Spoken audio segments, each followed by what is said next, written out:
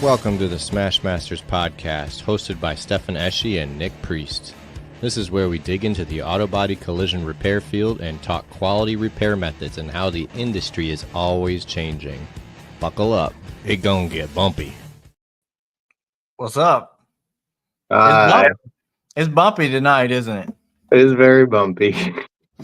Yeah. How many difficulties can actually go wrong within a span of 30 minutes? Less than 30 minutes. That's the thing, though, because I came home and I'm like, I'm going to clean the back gutter today. So I did. And I spent extra time out there. I'm like, I got plenty of time. I'll go in there and I'll get connections. And now it's saying some of your destinations have errors. Yeah. Yeah. Who knows? Does it say on top who we're live with? YouTube and Instagram. And that's it. That's it. I'm gonna hit end and then hit go live again. Or no, we need to reset up everything. You have to. Can you add destinations? I don't know if I can. Yeah. It's. Sorry, people.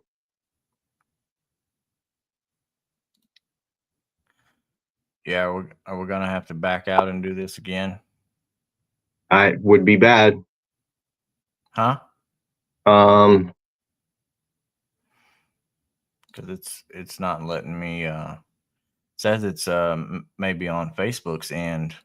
Can you check on your phone if we're live on Facebook? Anyway, right now, people, we're gonna have a couple people on the show. We're gonna have Charles Aoun to talk about the upcoming GPR and PDR competition that's coming on.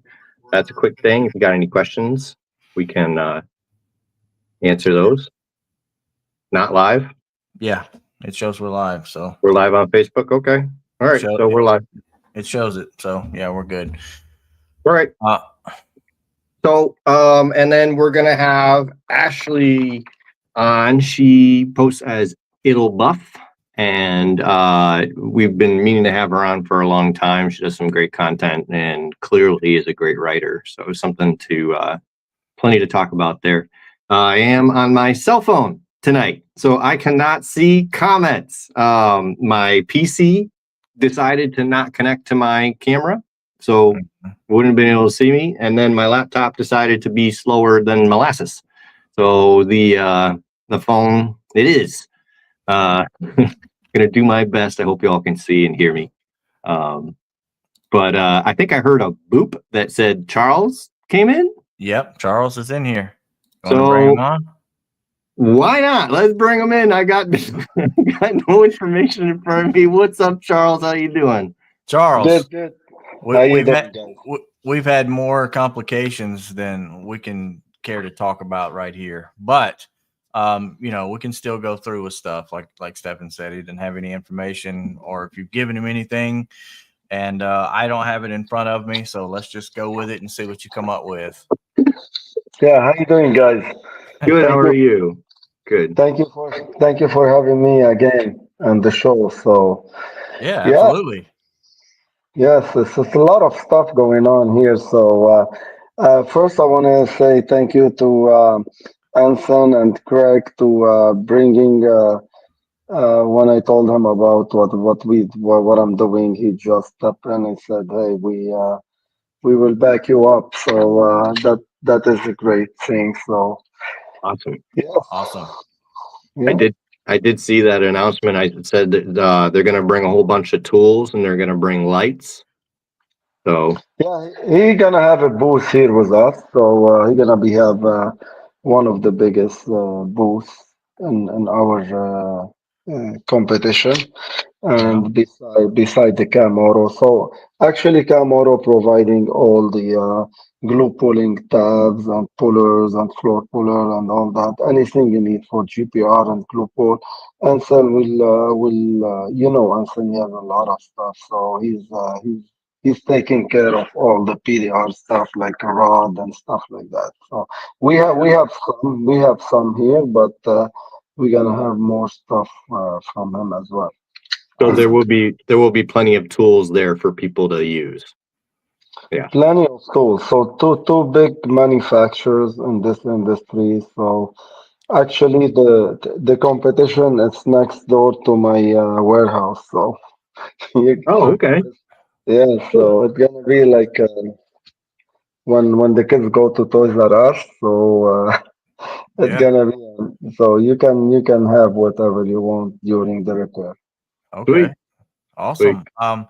I'm guessing that if somebody wanted to bring their own stuff though, because they like using it, that's cool too. Or are we Yeah, that's why I mention it too, because some guy has they make their handmade tools or special tools. They use it a lot, and so they can bring them. Yeah, no problem. Some guy maybe they bring dolly and hammer. Go Yeah. ahead, bring your or we have everything. So I'm gonna explain quick how I'm gonna make the dent on the car. So all okay? the dent. So the technician has nothing to do with RNI and access and try to find access to the dent. So it's our job. So we give him a dent and the access already done, and even the car and the dent is already compounded. So he has nothing to deal with RNI, bringing tools to remove anything. So we're gonna empty the backside of the panel for him. So I Okay. don't want him to waste his time. We're not challenging his ability to analyze stuff. Here we want Right. him to see the best of the best, how to repair a big dent, the best way and the easiest way. So Hmm. this is very important. Awesome. Cool. Cool. Awesome. Cool. Are we basing this on like quarter panel dents, door dents, or fender dents, or are we doing like No, how? no No. fender. It will be quarter and maybe trunk and doors. Yes. Okay. And the good thing that we're gonna be putting in numbers because there is no way you can make the same dent on GPR exact the same dent like Right. everywhere. Hmm. So what we're doing, we try to make it all plus or minus the same size dent, and we're gonna put numbers on them, and whatever the number you pick, it's your dent to fix. So Okay. Okay. All right. Awesome. Awesome. yeah. That's good stuff. And Cool. another thing I want to say about coming to watch, not only to be a part of it, to watch him. You're gonna be watching a big guy repairing a big dance, so it's just a lot of information that you're gonna have during this event. On Mm. top of that, where we're doing the competition, it's like 15, 18 minutes from the airport, 10 minutes for the best place to be. After the event, you go to a place here they call Centropolis, which is all. Okay. Cool. And one second, please. The And and on top Go of ahead. that, it's gonna be a lot of fun for the guy who come. The people who's coming to attend the event, they will have a big saving on buying tools here. It's gonna be a Mm. big discount on the hotel. Um, so even the guy who gonna be part of the event, Hmm. they can ship their product to our warehouse. We handle all that free of charge for them. So we're gonna be making it so easy for them. And Okay. everybody say, hey, the first time you do this event, so you do it small. And no, we're not doing it small. So it's gonna be a big event. So there is Sounds no sounds like a gonna big be event. Yeah. It's gonna be a big event from start to finish. So, and we call it here gala, which is the award um, ceremony. It's Mhm. gonna be big. It's gonna be big. So the way we're gonna do it is not come have a sandwich and take the trophy and leave. No, it's gonna be a big event. Should we bring some formal attire for No, the no, no, the no. the award. No, you don't have to. You don't have that. Even when I got my reward in Dubai, I was wearing a jeans, so it's not a big deal. Okay. All right. Awesome. Awesome. Yeah, That- my only maybe you haven't come up with this rule yet, but if somebody gets a dent on a door, are they allowed to take that door off the car and put it on a stand? Yes. Yeah. Ooh, that's an advantage. Okay. That's an advantage. And my only other question is what's the climate control situation? Do you have air conditioning and heating? Is it going to be steady or the door is going to be open? No, it's gonna be steady, but in July it's really cool weather here in Montreal. Oh, okay. So Okay. it's gonna be like 70 degree, 75 average in July. So it's Okay. not bad, Sounds good. not really bad. Nice. And also we're gonna have not only Cam Oro glue, we're gonna have all kind of glue from Anson. So whatever glue you like to use, you're free to do it. So you're free to use it.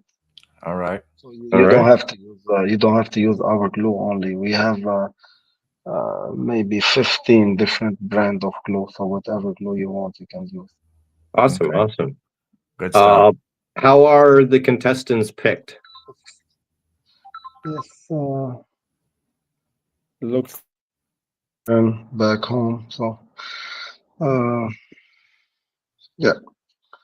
So that's about it. And we're gonna be announcing. We're gonna be the final day. We're gonna post soon the final day to apply to be attending or participant in the event. It will be June 8th.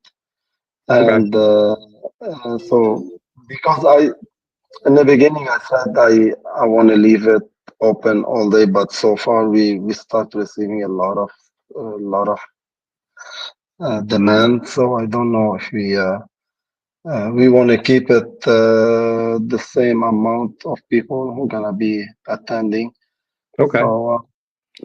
So the guy who attend, he gonna be saving a lot of money. So Mhm. and we're gonna be having a lot of fun as well.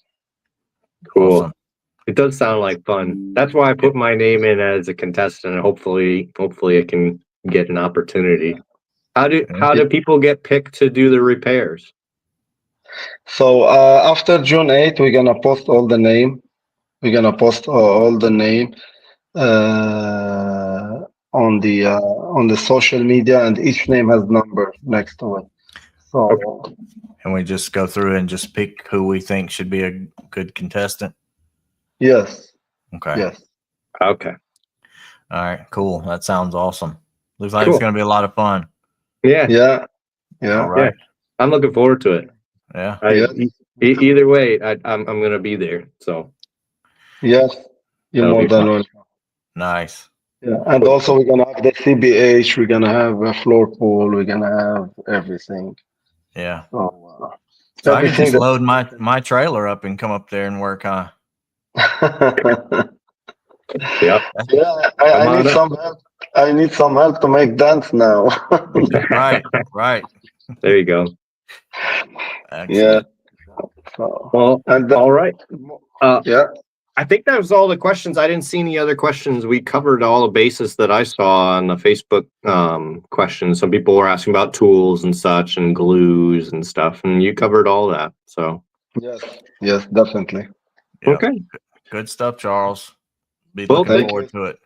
thank you Thank you for so coming much. on and explaining all that. Yeah. Yes. Yes. Thank you. Yes, Appreciate sir. We'll see you soon. Okay. Yes. Thank you. All right. Bye, Charlie. All right. No, that's All good. right. I'm actually really looking forward to that competition. I know I won't be in the top, and probably not even in the top 5. I mean, it's just an experience thing, Oh, well. because there will be Yeah. some heavy hitters in there, There- and it'll be fun to watch them and see what they do and everything, and and just to go out and just have some fun, move some metal. Well, talking about moving metal and heavy hitting stuff, we have someone on today that knows all about estimate writing. So we can worry about that part later. Let's get her in here and All see right. what she's got. Hey, what's What's up? up, guys? Thanks for having me on today. Yeah, how you doing? Yeah, Thanks for Good. coming on. we've Yeah. had all these technical difficulties and stuff, but we still got it going on anyway. So One way or another. one way or another. So yeah, give us a little rundown backstory on how you became It'll Buff and got all these people crazy in these writings and stuff like that. Well, to be more specific, how did you get into writing first? Yeah, yeah. So I grew up in a body shop with my dad. My dad fixed and painted cars for my whole childhood, for his profession and hobby. When he would get home, that's what he did in the garage the whole, my whole life. And Very then when cool. I was, man, how old was I when I started working in the shop? 14. I was 14 when I had my first job at a body shop. I Yeah. was answering phones at the front desk, and I was kind of enjoying like being a little bit of a girly girl, so I wasn't in the back a whole lot. And then I started writing estimates when I was 15 because I already knew my way around it all. Yeah. And it was pretty easy for me to pick up, everything, all the rules of a repair and, good judgment for a repair versus replace and things that need to be disassembled for access. So it kind of Right. just all started coming together when I was, yeah, probably about 15. That's when I started. And it just developed and grew because I was always in the shop anyway. And I always tell Mhm. people when they're trying to get into this field, I was like, get in the shop, like talk to your guys. Like Yeah. they are your biggest support when you're trying to learn, how to even write, justify your charges. If they're gonna, Mhm. if they need to take a cowl off to get to their fender bolts, they're gonna tell you it's because I need to get to my fender bolts. And it's as Right. simple as that. That's all you really need. So I'm a big proponent for talking to your guys and asking them questions, and they'll be the ones to tell you how to write your bill. So that's really how I got into it, and it just became a passion of mine because I feel like everybody deserves to get paid for what they do. Yeah. So Hmm. the goal is to maximize. And there's a challenge there, right? About getting that maximized dollar and Yeah. Right. fighting with these guys and learning the lingo and all that type of stuff. Oh yeah, the verbiage is huge, especially when you're Hmm. dealing with insurance. These insurance folks these days, they really don't know what's going on. Some of them do. Some of the old season guys honestly can be some of your worst battles because they used to do it 20 years ago, and they're big Hmm. tough guys. So some of those guys are pretty rough, but also the people that are just not educated and the only thing that they're trained to do is say no. Those guys are a Save pretty tough money. crowd too, but a lot of them are pretty receptive to be educated, which I think is great. So Hmm. I take every opportunity to try to explain everything and show them. If I have an example, like, let's walk in the shop, like I'll show you what we got going on. If you don't believe me that I'm disassembling a unicide to paint, Right. to paint a quarter and do the whole door jam, like let's go look. Like I probably got one in the shop right now. So That's the old style, is just kind of tape up where you can and just yeah. get it good enough and let it roll on. But Yeah. it's been changing here lately. It's been Yeah. changing. We've been doing things and not been burning panels in. Not been doing any of that stuff. And there's been a lot of backlash over wanting to take all this stuff apart and do these different ways and go by the books and OEMs. I've seen a lot of insurance companies do some heavy kickbacks over that stuff. Mhm. I'm sure you have as well. Have you been handling that good? And what are some tips and stuff you can do to combat these guys in this situation? Because there's a lot of brand new, like you said, trained to say no insurance adjusters coming through the doors nowadays. So I always try to, like I said, I always try to get them out in the shop so I can show them an example. I Hmm. just recently it was a Model 3. We put a quarter on it, and the seam is like right in the middle of the door jamb in the rear. So by the time you're primed up and ready to go, you're really close to your B post. And he didn't want to pay the unicide refinish. I had him look at it and I was like, where do you expect me to stop the paint to give this a good finish? Hmm. Looking at what we have right here, where should I stop it? And he wasn't even trying to pay to remove the door or anything like that. I was like, given where the primer is right now, we are 3 inches away from the front door. Like, how do you expect me to do anything with the front door on the car? Even that, like, where should I stop the paint? That's not, Right. it's going to be pretty darn close to a full unicide refinish anyway. So, Hmm. I mean, like chances she are we can said, work it out. she spent time talking to her techs, learning that stuff and justifying. So, I mean, it was probably a time where you had that issue and went to the tech, and tech said, "Where am I supposed to stop the paint?" You said, "Well, I'm going to store that information up in Yes, here for this time absolutely. forward," which Absolutely. is a Yeah. rare thing I nowadays. always, I always try to remember. I don't ever like being asked questions twice, so I try to limit the questions I ask twice, to be fair. Yeah, Um, it's Yeah. good. It's good. but yeah, it's, it's just so easy to show people, and it's going to click to them too, hopefully. Mhm. So that guy left learning that, sometimes a full Unicide refinish is the only way to do it.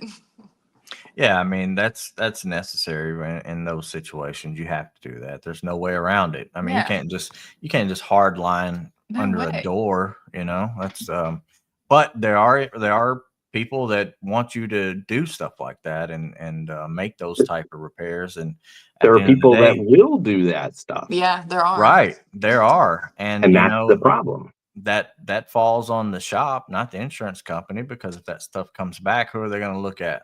Well, you guys should have planned the repairs. Yeah. And I'm the first one to say that too. Like the way shops have operated for so many years, that's why the status quo is what it is. You Yeah. know, if if we were doing full Unicide refinishes all along, nobody would bat an eye at it anymore. Mm. So I think it's up to us really to change the standard. And I'll say it time and time again, like I get the insurance company saying, well, that's not a fair market charge, nobody else is charging for that. But the problem is like we need to start doing it, and we need to start implementing those rules and expectations with a repair so everybody can start charging for it. That way it's not out of the normal when people want to do it the right way. Mm-hmm. So I think that's super important. That's really why I wanted to get started sharing information. When It'll Buff started, it honestly was supposed to be just humor, laugh at the industry sort of stuff. And that's when we kind of got like our general platform. Jess and I were having a blast at work, and we would just laugh all the time about these crazy situations that we would be involved in, and Mm. like crazy customers, crazy like just funny stuff that happens every day. And we were like, we should really like, I'm sure there's so many people that can resonate with this. So that's when we started it. And it really was just supposed to be humor and poking fun at the industry. And then once we got a little bit of a following, I think when we hit like 10,000 followers, maybe right around that, I was like, I feel like I could really use this platform for good. Like, I really Yeah. think I could. Right. I think I see a lot of the comments, like a lot of people are writers, obviously. So I Mm-hmm. feel like I could really do good with this rather than just poke fun at the industry, because there really only is so much fun you can make of the job you do every day. I So I think yeah, I started the doing that. video that I found you on was the one where the technician comes back. I can't find that part, and you said, "Did you look in the parts room or something?" Like, did Right. you look? Oh my God. And that still happens to me to this day, but I Sure. don't mind. I really don't mind. I would so much rather me go look for the part rather than my technician who needs to be working on a car Mm-hmm. to go look for the part. Sure. I will never mind that. But like that happens so frequently. I was like, you know what? I need to make a video about that because that is so real. That was hilarious. I think I even shared that video, and then from that point on, I gave you a follow, and then I started seeing your writing ones, and I'm like, wow, there's That's some great good. information here. Some good stuff. Yeah. A lot of Yeah. these CapCut memes that we were posting and doing were making fun of the industry in sort of a way, but it's also real stuff that is really Yeah. there. And Mhm. that's what makes it like you want to laugh about it, but you also want to go, what, dang, this needs to be changed. And Yeah, for Yeah. sure. Diamond Dent Repair on Instagram says the automotive industry needs to start taking notes from the construction. So I'm assuming he's talking about uh, Interesting. yeah, yeah. I don't know, the construction of vehicles, where they're made, tore It- down, and stuff. I yeah. don't know. Yeah. I mean, the Let's way OEM wants it fixed should be the only way. I I mean, want some elaboration there, but yeah. Help me out yeah, with that. yeah, Yeah, yeah. if you're still hanging out, Diamond Dent Repair, elaborate more on that, what you're talking about, and we can go over it a little more. But yeah, it's crazy, like you said. Here, the last 5 years or so, people really didn't take OEM procedures really seriously. Construction companies. Oh, okay. Oh, like construction, actual construction workers, That's what I landscape. thought he meant. Yeah, yeah. Okay, I got you. I mean, there's a lot of things that are pros and cons versus every trade, you know. So I do. I always said that if I was going to be in any other trade, if I could do it all over again, I think I'd be an electrician. I don't know, Good one. screw Yeah, cars. Nice union electrician. That'd be a sweet. That'd be a sweet gig. I yeah. think that'd be good. I wouldn't mind getting all that rubbing from all the other guys. They make fun of electricians, and, you know, wear the gloves and soft hands and everything. That's fine. I don't care. It's fine. But anyway, no, writing is such a key part of this industry. I made a post on this on Facebook recently, and it wasn't, and some people think that I make these posts based off of my own work site. And if I did that, I think I'd be fired by now. But I don't. It's because I hear from people daily, like kids to older guys that work in shops, and they're just venting to me about what's going on in their shop. They're asking for advice or something. And one of the key things I see coming back to is just writers that don't know, don't care. Yeah. One Yeah. or both. Mm-hmm. And I really feel like we could weed a lot of that out by just implementing more training than the standard iCar training. Oh my I god. mean, I will say it until I'm blue in the face. iCar is excellent for setting the bare minimum standard. Like it's up to us to be better. I think it's important to have a bare minimum standard working in the industry that we work in, yeah, but that can't be your everyday ops. Like you have to be better than that.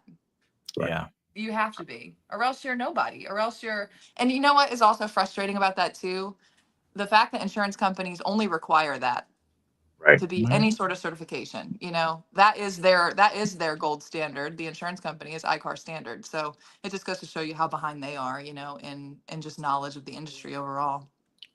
Well, it's So them being lazy. They're using it as something to lean on. oh, So for we make sure. sure you're iCar certified. It's like, well, yeah. When's the Yeah, but last time what you took an else? iCar class? Hmm. You And know? they do. The insurance adjusters do, but you know, they're probably skipping through them just like I do. Yeah. I had to take an iCar class about taking photos of a car. Right. I I was think I like, this did is too. insulting. This is honestly insulting. Like, give me something a little bit with a little bit more depth than this. Like, Yeah. teach me about welding. Show me what a good weld looks like. Right. That's what I should be seeing. You know what I mean? Yeah, Yeah, sure. and So a lot of it's that is good frustrating. for somebody that's brand new to the field and wants to learn more about how you do that. But they skip the part where you need an advancement class on how to break all this stuff down a little better, or maybe they just didn't do that on purpose because they want you to figure it out. Um, Well, that but could be it. either way, I Who mean, knows? there needs to be more there needs to be more training as far Yeah. as Oh, writing for and sure. stuff. And it's And a lot every of level. Every Mhm. level needs more training. I mean, even techs need more training. You know, like everything. I mean, it would benefit anything. But just the writers have a lot of power on the profit of the Mhm. shop, and that's why it's so important to show them how to maximize that. You know, that doesn't mean Yeah. you have to do that on every ticket, but you know when to apply it and when not to. Mhm. Right. But I actually wondered. I know you're in an area with hail because Mhm. you talk about hail season. Do you ever write for PDR or is it strictly conventional? Oh, all the time. So I have a trainee at work right now. She is handling most of the hail claims, but I'm kind of overseeing it. I did the hail season when I moved to the Midwest. I started working on hail in September, and this was all hail from like April's storm last year. So we were Mhm. jam packed full of hail claims. So I hit the ground running with the hail claims. We have a dent team that works out of our shop, so we kind of have like a little team thing going on with the PDR team. Mhm. So we write all their bills into the insurance assignments and things like that. So I got very familiar with PDR very quickly because I was coming from the East Coast. I was coming from, city of North Carolina where there really isn't a lot of hail until you get into the country. But those cars weren't coming to us for hail work. So I had never really experienced PDR estimates in the capacity that I did when I moved to the Midwest. So I feel like I needed to, what I did was I kind of slowed down, did a little research. I spent a lot of my time with the guys downstairs to see what they were doing, asking them a lot of questions because I really wasn't sure. And my thing to do is just figure it out yourself, go ask, it'll all make sense eventually. So I was just asking a lot of questions and they were super helpful. And then I started doing a little research on my own, seeing what other people were writing for. And I kind of blossomed on that. And I made that video, honestly, kind of hoping that people would comment like more stuff of what they're charging for. And I didn't really get a whole lot of feedback. So I guess that means I'm hitting it all, but I don't know. We'll see. And Yeah, I had never experienced hail before, and it was humbling because as somebody that's been writing estimates for so long and having seen pretty much everything, that was new for me. It was like I was a new writer all over again, but it was fun. It's a different yeah, animal. it is a different ball game to get used to for sure. So fast paced. It's crazy.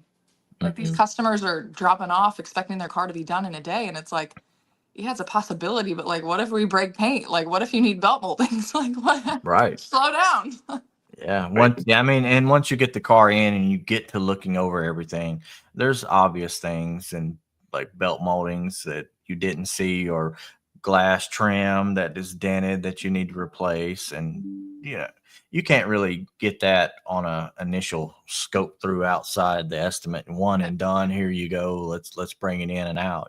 Yeah, and I hate Uh, the idea of the original estimates. I think it's such a waste when they want to do an original estimate for hail. It's like, no, I don't want to do an original. Your car is dirty, first of all. I'm not going to go wash it just so I can put some lights on it, have the guy circle it up for an appointment that's supposed to be 30 minutes. Like, there is no realm of possibility where that takes 30 minutes.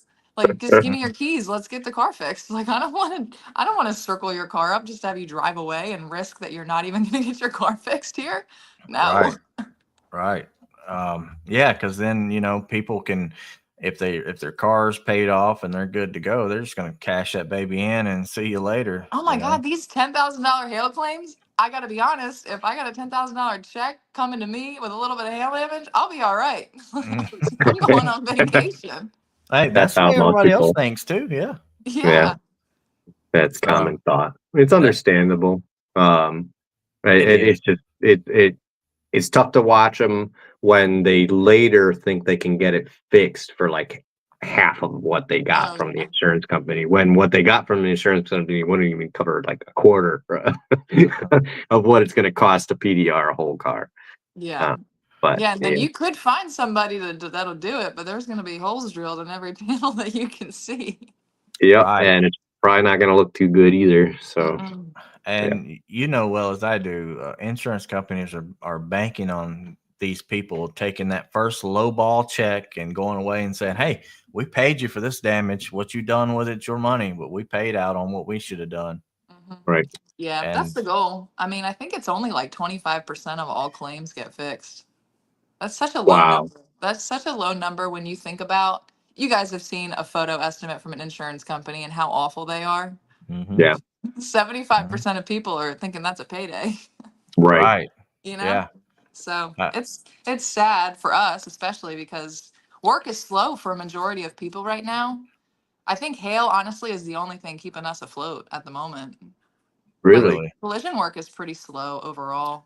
In comparison to other years. But yeah, hail is definitely keeping us busy right now. I don't think if we had hail, we'd be really slow. I've you heard have that any- in other places. Do you have any DRPs?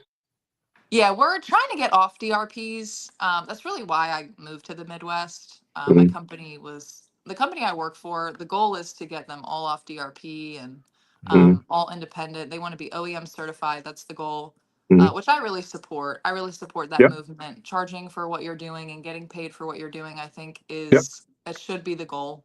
Right. So that's my mission. That's my passion. So I really align with this company's goals. So they kind of put me out here in the Midwest to try to implement that passion. And we're slowly but surely, we have 12 or 13 stores out here, and it's starting at one. And I think they're trying to like pilot it, if you will, to see how well it works out at the first store, and then they'll kind of figure it out amongst the rest.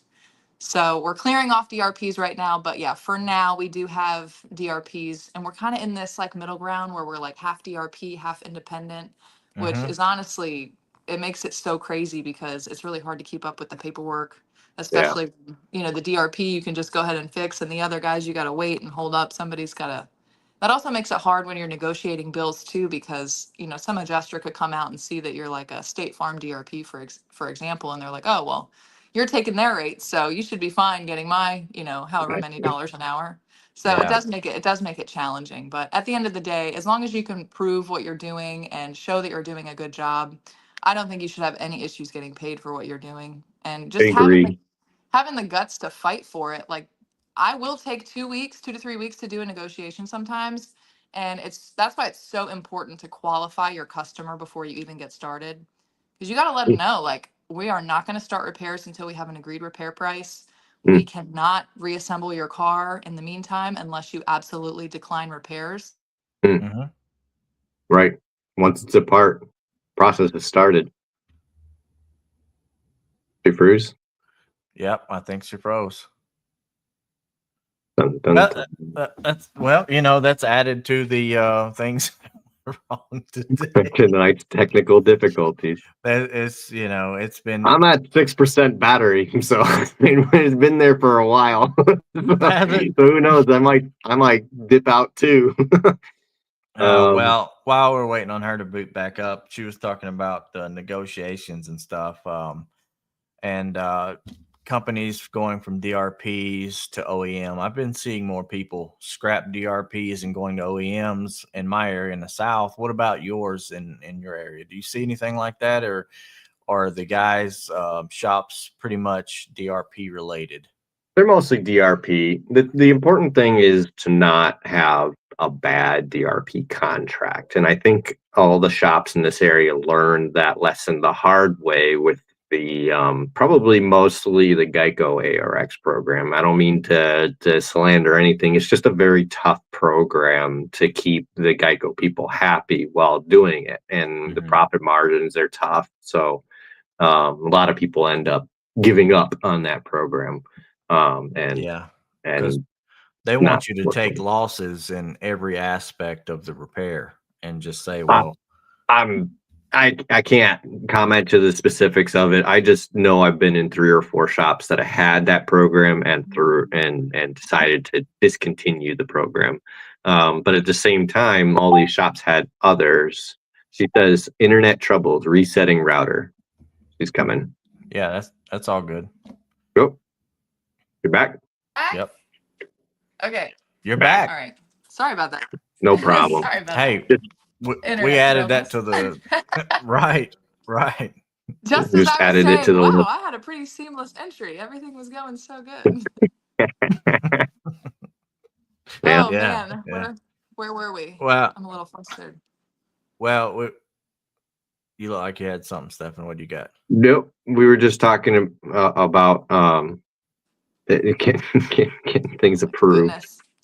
We were talking about DRPs and everything, and how I was saying how in my area there's lots of DRPs. It's not connecting to the Wi-Fi at all. Well, it went. Can you hear us? Okay, I'm going in and out. I don't know what's going on. We'll see. I'm on We can data, hear you. so hopefully it's gonna. Okay. I can see. We can still hear you even if the screen goes black. Hopefully. Okay.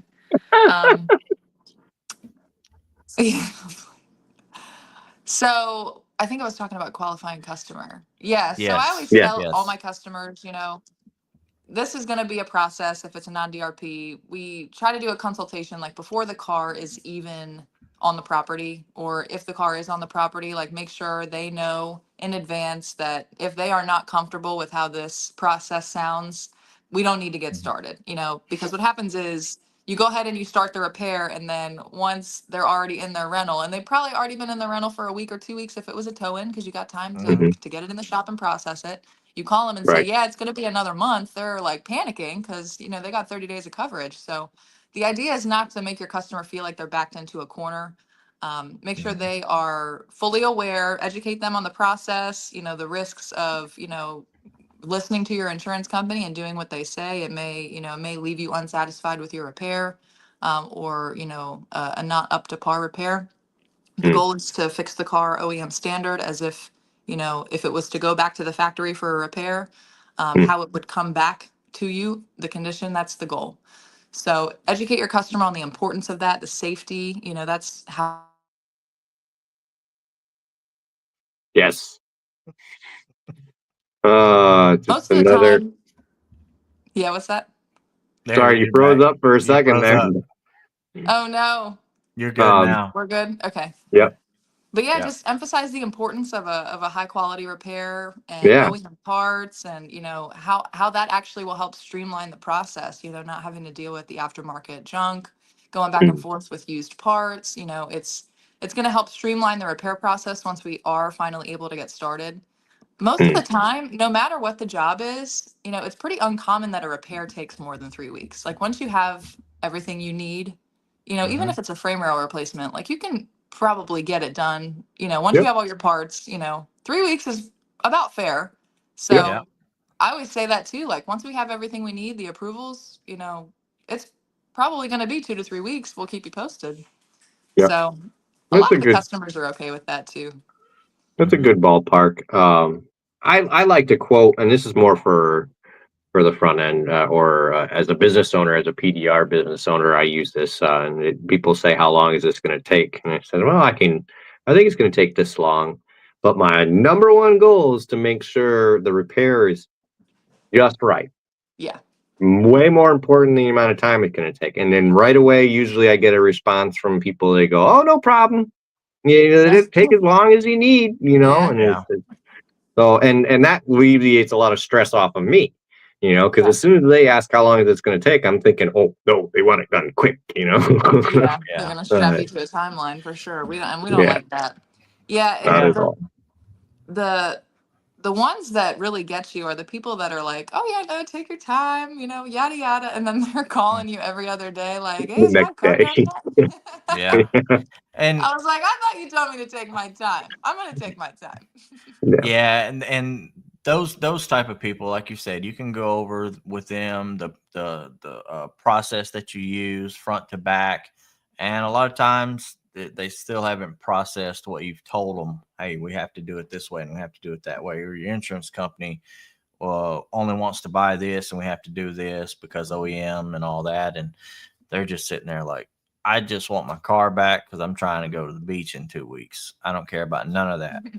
So I'll just hope that they got a really nice rental car, and maybe they'll want to take the rental car to the beach.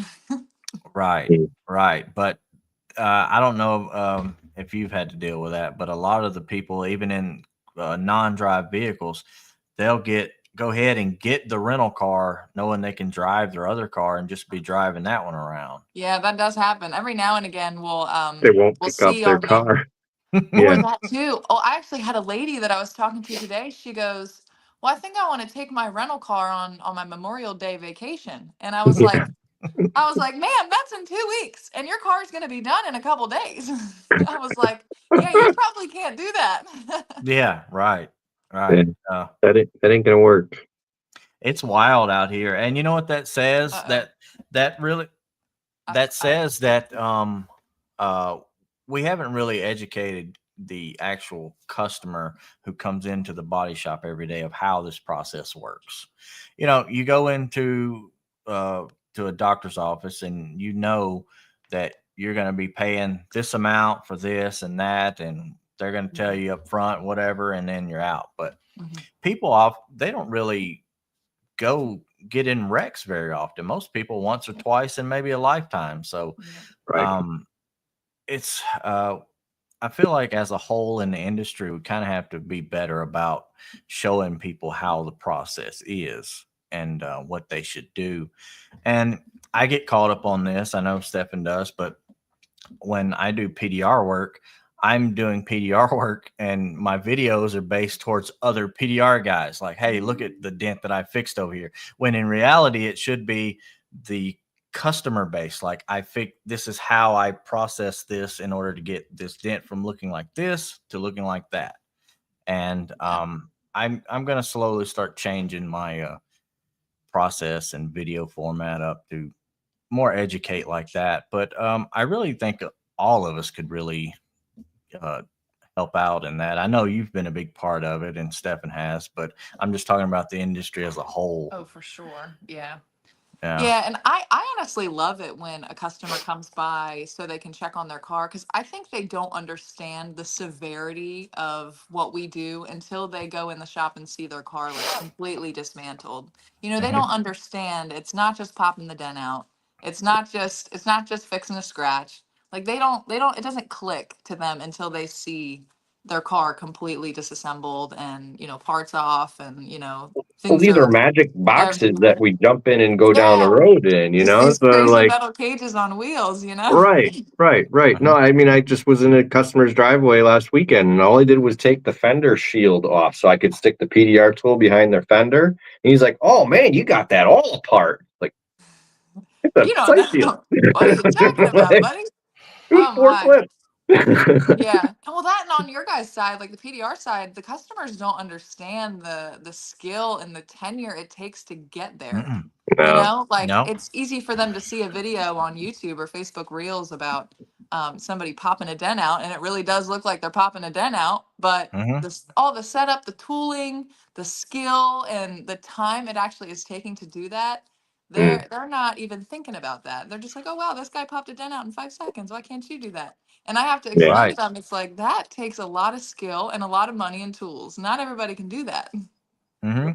And there's the situation with a lot of PDR guys in the areas are the low ball PDR guys that are out here doing dents for almost no money. A lot of people Mhm. expect that from the Yeah.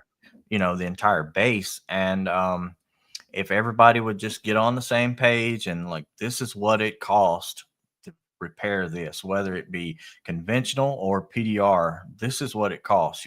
This is what our estimating says, this is what we should do. I mean, the guesswork of, I think it'll be 30, 25, 30 bucks. It should be over and done with at this point in time, especially with high as prices and stuff are on everything else in the world. Yeah. I mean, we've got good software. Everything we've got everything except how to be a good salesman down. And Yeah. Got to run a business. right.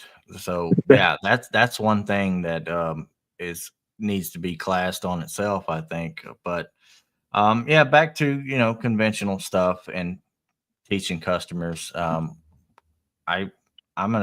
We need to do better about that. What do you got? I like how you talked about qualifying your customer at the same time you're educating the customer, Right. So that's what you're doing. And to your point, Nick, because I've always talked about how people walk into a body shop like they're lost because usually they've never been in a body shop before. They don't know how to find one. They don't know how to do it. They listen to their insurance company, listen to the dealership, Always But be good at negotiations. I mean, there's always room for that, but I mean, to go and just hit right at the bottom first, don't give yourself any kind of room. That's just terrible, and that's mainly what I'm speaking on when I was talking about the estimate software and stuff. Just stop starting at the bottom and trying to work your way up. Aim Yeah. high and you land somewhere there. You can land somewhere, but you don't need to land at the bottom every time. Absolutely not. no, that's for sure. That's for sure. Yeah. No, but that's when people come into the shop, I mean, we need to educate them. The other thing I always tell writers, and they never listen. I mean, there's no benefit to the writer for this, so I understand. But us guys in the back put all this work into this car and we get it done and it looks just right. And then we do a little more to make it just right. And okay, we'll send it out. And we never hear a word, not a word, And I'm in the office, in my last shop, not the one I'm in. I actually took care of a fish tank in the office. So I was in there a lot. And there was customers would come and pick up their cars. And they come in, and as they're leaving, they go, "Hey, it looks great. You guys do great work. Really appreciate it." And some writer would be like, "Oh, thanks," And then the customer would leave, and that would be it. And it's like, you gonna go tell the guy who actually did the damn work that or not? And it's I'm so glad you said that actually, because I get a lot of feedback like that. And I think like, oh, well, they do it for a living. So they probably are like, we they know they did a love good job, hearing it. We Okay. love hearing that customers liked it. Love it. It literally makes our hearts flutter. Okay, good. All right. I'm gonna start giving, because we do get a lot of customers that are like, oh my God, I've been coming to you guys for forever, and every time you impress me. And I'm like, thank you. But I'll Yeah. It, pass that along. Thank you for saying that. it makes a Yeah. huge difference. Telling a body guy and a painter also that they really enjoyed their stuff, even if it's just, hey, these guys really, really liked what their car looked like. You guys did a great job. Something as simple as that will That's it. set the standard for the whole shop in more of a positive manner versus all the negativity of, all the banner that's in the shop. So one So little that's the small thing problem like is that. I love there's that. so much negativity in the Mhm. back. God, yeah. And so that anything to alleviate some of that makes a huge difference. Absolutely huge difference. I mean, even just the production manager going by going like, "Hey, that looks good." And they're just like making an off comment, but like seriously, it's like, you liked it. Yeah. Okay, I'm gonna say something because there was a Honda CRV, brand freaking new Honda CRV that the guys just finished up today, and that thing looked really good. Like they went and like buffed it and everything before I even had a chance to go look at it to Yeah. tell them they needed to do it. Even if Um, you like it, say I something. thought it looked awesome. I was looking Yeah. at it in the wash bay and I was like, wow, this looks really good. Like even just the way everything lined up, and like the bumper usually is like, Mhm. Yeah. sometimes the bumpers just aren't doing what they're supposed to be doing. And I'm like, man, this car looks really good. Right. I'm gonna say something in the meeting tomorrow morning. Di- Good, uh, good, Diamond Dent good. Repair over on Instagram says yes, he agrees. He said techs take so much pride in their work. We do from every phase of it. If we're working on it, we have pride in it. We want it to look good. We want to do a good job. The last thing you want to hear is, "Man, that looks like crap," or "You didn't do a good Oh job God. here. None of the Yeah. gaps line up," and um, that's why so many people get tore up about all these aftermarket parts, because none of the gaps and stuff line up. You have to make all this fit and it still doesn't look good. You've just ruined the whole pride part of the Mhm. technician by adding that stuff on. So, Yeah. Well, yeah, uh, because you guys have already been fighting it for so long, and that's literally as good as it looked all day, and then you're like, oh, it's not good enough. you know, yeah, I can right. imagine that'd be devastating to hear. God. Yep. Yeah. Yeah. That's, If you want to mess with your technicians, what you should do is when they're done with something, you take the car, you drive it back into the shop, right up to their bay, and then go, "Hey, it looks great," and then go. Because they're That's gonna funny. think it's coming back first. yeah. What First did say, I do "Oh wrong? God, what is this? What did I do this What time? did I do this time?" Oh my God. Yeah, I might pull that car, that CRV. I might pull it in the morning before our morning meeting and be like, you see Yeah. this car? Be like, Hey it guys. actually looks really good. That looks good. I started at a shop one time, and I ain't been there like 3 days, and they pull the car out into the middle out in the open and just start ripping everybody in the whole place a new one over how terrible the car looked. And it was like just minor nibs and dust and stuff in the paint. All it really needed was some light wet sanding and it would have been done. But that's that's the stuff that you do not want to do. I know you know that, but you Yeah. don't want to do that and like set that kind of tone for your entire Yeah. shop. I Yeah. mean, that's really uncalled for on there. But Been yeah, there. Yeah, yeah, there's been a couple too where like the customers will point something out. I had a green Subaru a while back and our paint job looked so good. It was slick. And the factory paint was not, it didn't look that great. It was kind of dry, kind of peely. And the customer was like, this just doesn't look right. And I'm like, what do you mean it doesn't look right? He's like, it just doesn't, it looks kind of dry. And I was like, are you kidding me? Like, I can't even take this back to the painter because like it looks awesome. Like I wouldn't, it's not getting through me. Like you're gonna have to climb over my dead body before this goes back in the shop. And also, like if we go and buff on our fresh paint, it's gonna look even more different than the rest of the car because the rest of the car is peely and ours was slick. So I was yeah, sometimes you gotta tell your customer too, like, do you see the other parts of the car? Do you see those? Ours looks really good. Right. Right. And, Right. you know, walking around in the initial, like you were talking about, capturing your customer, you know, going over with them, capturing them, showing them what their car actually looks like in the beginning sets a better tone. And if you don't do that and don't walk around with them and get them to know the rest of their car, most people, they don't see past the driver's door. They're not looking on the back. They're not cleaning nothing off. You know, there's somebody else changes the oil. The car wash washes the car. So when they go and look and see dents on the right side, oh, that wasn't there. Yeah, Oh that's man. when people are picking up their cars, that is the first time they've looked at their car in a really long time. Yep. Right. And that is so frustrating to me. I used to, when I worked at an MSO, I would walk around the car when a customer would drop off. I would take a red marker. I would circle everything. I would circle everything wrong with that car. I would be like, "Hey, your bumper doesn't match. Did you see that? Did you notice that before?" Because Yep. we had so much inventory flowing through that shop. There was no time to be dealing with any of that. So that's what you had to do, or else they were clocking everything. Oh, the scratch wasn't there. My chip in my windshield wasn't there. You know, it was never ending. And like, it's the MSO, so they're gonna say, okay, whatever pleases the customer. Doesn't matter if you're, you know, paying double whatever the repair was and shit that we're not responsible for. Just go ahead and do it. And it's like, okay, well, it's not like I get paid off my profit or anything. Yeah, it was. Yeah. You had to really save yourself on that one. Yeah, that's but it's a good thing to go around and talk to these guys about that. Yeah. Um, Pre-condition reports. I mean, that's pretty much what they taught us, but it just pointing stuff out to the customer makes a world of difference. Take some Yeah. pictures. Yeah, and Yeah. pictures help for sure. Circle's good. I mean, that's with my current shop. They put little P's for previous.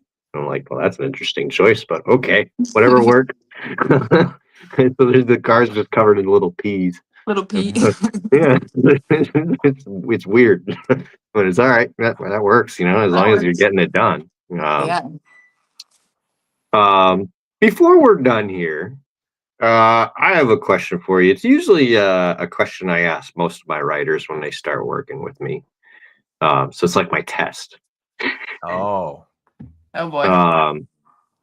So panel comes in like a quarter, and it's damaged to the point where would a shop replace it? Yes. But I come by and I say, I want to repair that, you know, and that's all the information you have from me. I saw it. I said, I want to repair it. How do you come up with the time?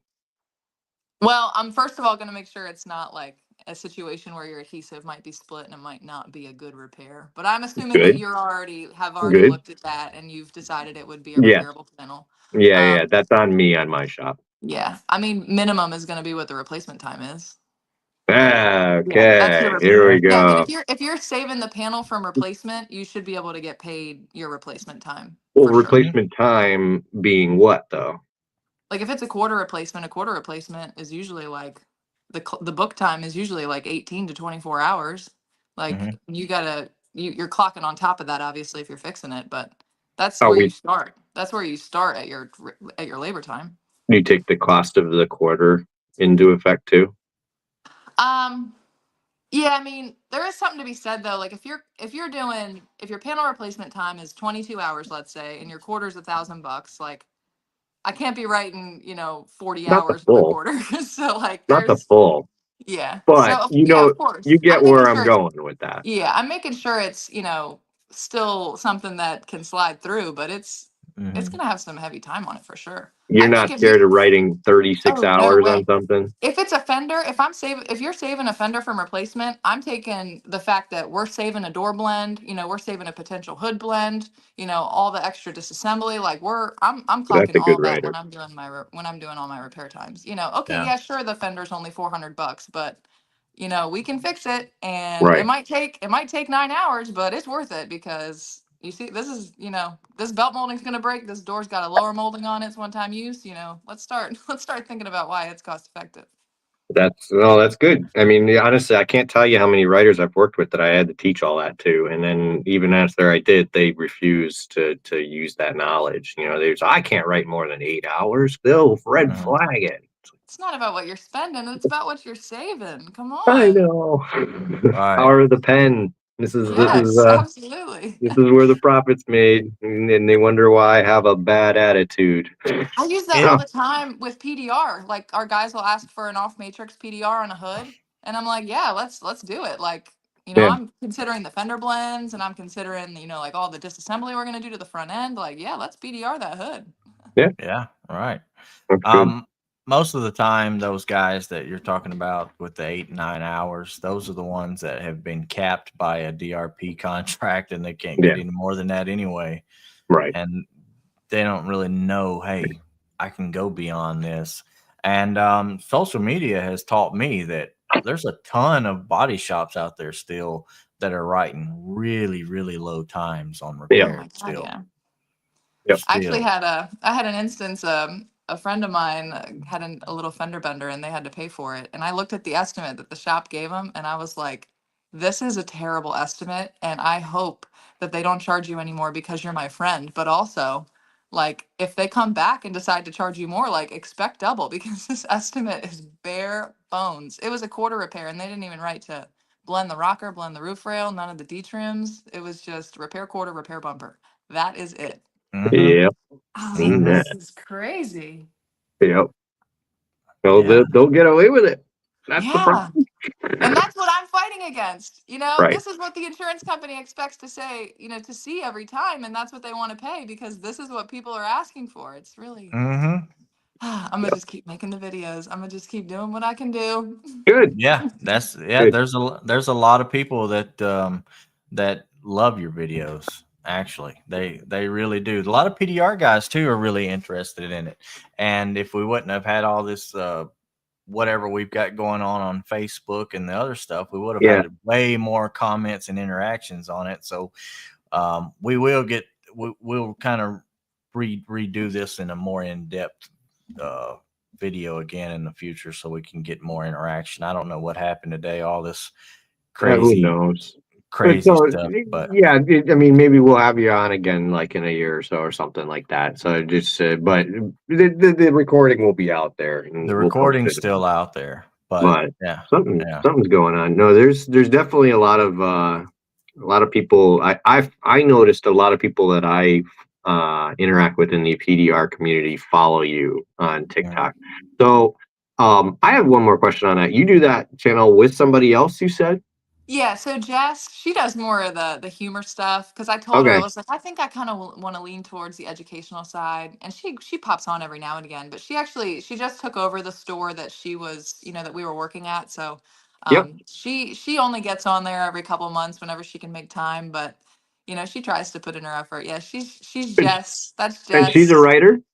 She was a writer. She's now a manager. So, congrats to Well, Okay. maybe Jess. we'll have her on sometime. I Yeah. didn't know for a long time. I'd only saw your videos, so I didn't know. And then all of a sudden, it's two of you in the picture. I'm like, oh, Hmm. okay, there must be two Yeah, of us. that's Jess. Yeah, she tries to be active when she can, but she's it's only every couple months or so because she's so busy. But you know, Okay, that's good to know. That's good to know. And the account is it'll it'll buff. underscore buff 03 if you're Yeah, looking for it. that's our You user. could But probably just type in usually it'll just buff search and it'll it'll buff. come up. Yeah. Uh, Yeah. Instagram, TikTok, YouTube. No, I'm not. Well, I have a YouTube channel, but I haven't posted anything on it. I probably need to do that because I got long videos that I want to post, like getting a lot more explanatory. So that's what I Yeah. That's need to do.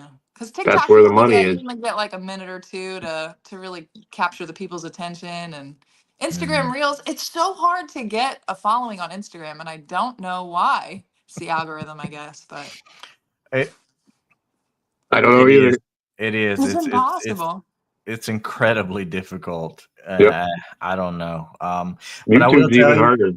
yeah, I will tell you though, there's a lot of PDR guys like we're saying interested in what you're doing, what you're talking about, and Yeah. some of them are getting brand new to CCC1, and they want to know some of these extra procedures as far as a PDR perspective goes, as far as tearing stuff down, what to look for, what to do. So I don't know, maybe throw some of that out for some of these guys too. I got a bunch of PDR cars. I could definitely I can dive in. Let's do it.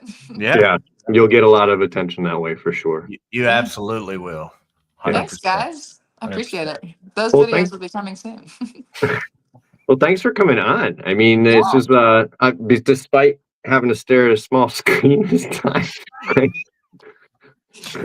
Yeah. But no, this was fun. It did go smoothly. I was right. Other than the technical difficulties, this was an easy show to go. It was an easy conversation.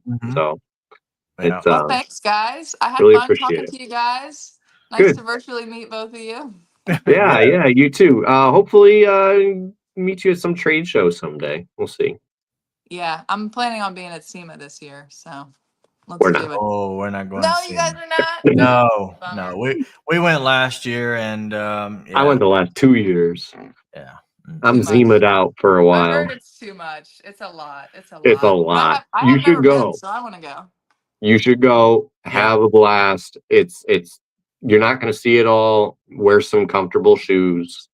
It really is. Everybody should go at least once. But I'm Charles keeps thinking he can get the guy who was on the show earlier. He thinks he can get me to SEMA again this year. Alex says stop by the MoClamp booth. Alex is our friend from MoClamp. Yeah, I'll be there. Yeah. So yeah, Charles thinks I'm going to SEMA this coming year, but I don't think so. despite you saying no already. No, Charles, no.